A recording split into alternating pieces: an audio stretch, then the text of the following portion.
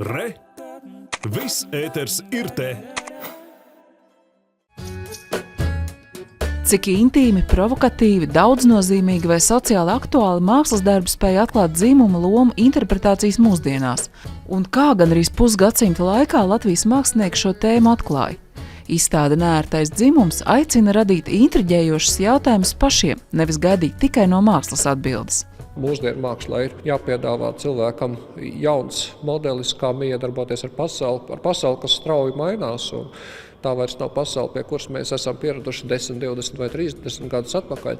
Izstādē Neērtais dzimums aplūkojami 15 Latvijā labi pazīstami mākslinieki darbi, tostarp Helēnas Henriksons, Aijas Zariņas, Frančeskas Kirkas vai Ausekļa Baušķinieka. Dažs liek skatītājiem pat ironiski pasmaidīt vai smieties, kā Katrīnas Neburgas video satiksme par sievietēm taksistēm vai Kristiāna Brektes selfijas ar skeletu galvu.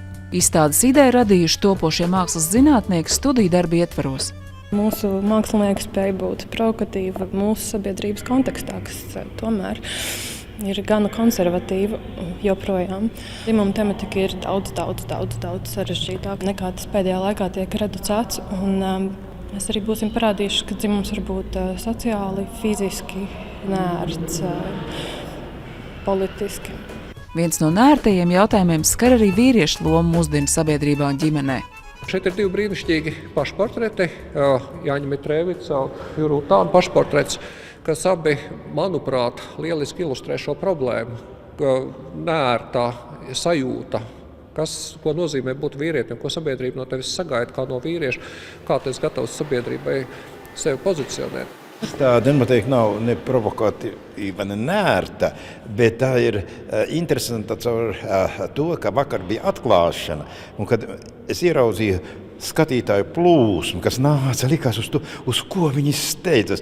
Un man liekas, ka viņi steidzas uz to sailguši pēc seksa, pēc sievietes atvērtuma vai tēviņa atvērtumu, vai nekas pēkšņi viņus uzbutinās un pacels. Varbūt, ka laikmets ir tāds, ka vajadzīgi šo plūsmu, šo provokāciju.